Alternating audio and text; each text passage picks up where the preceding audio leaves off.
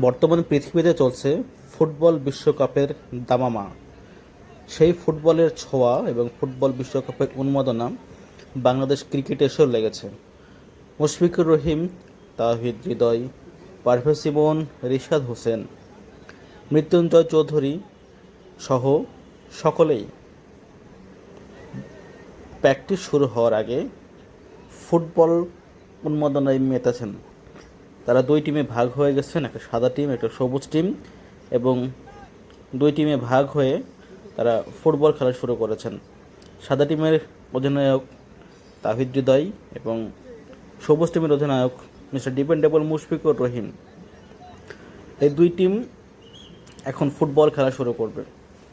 সাইফুদ্দিন আছেন, রিশাদ হোসেন আছেন। মূলত এটা ঢাকা প্রিমিয়ার লিগ ডিপিএলের মহাবারিন স্পোর্টিং ক্লাবের দল এবং স্পোর্টিং ক্লাবের সদস্যরা তারা প্র্যাকটিস শুরু করার আগেই ফুটবল খেলা শুরু করেছেন এবং আমরা সেই ফুটবল খেলাটাই এখন উপভোগ করব।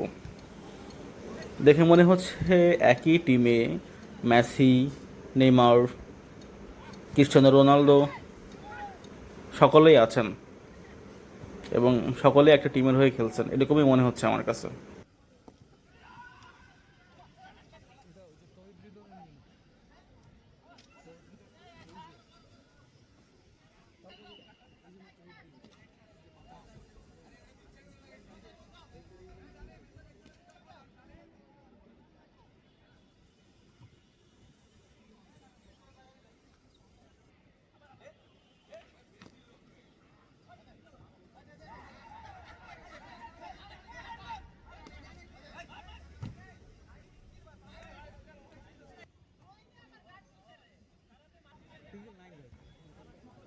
এবং দর্শকের কাছে আমার একটা প্রশ্ন থেকে যাবে, এই যে দুইটা টিম, সাদা টিম এবং সবুজ টিম, তারা ফুটবল খেলছেন, এখানে এখানে আপনাদেরকে বলতে হবে কার কার ফুটবল খেলাটা আপনার ভালো লেগেছে এবং এই দুই টিমের মধ্যে কে মেসি, কে রোনালদো, কে নেইমার এবং কে কিলিয়ান এমবাপ্পে, আপনারা একটু কমেন্ট করে জানাবেন।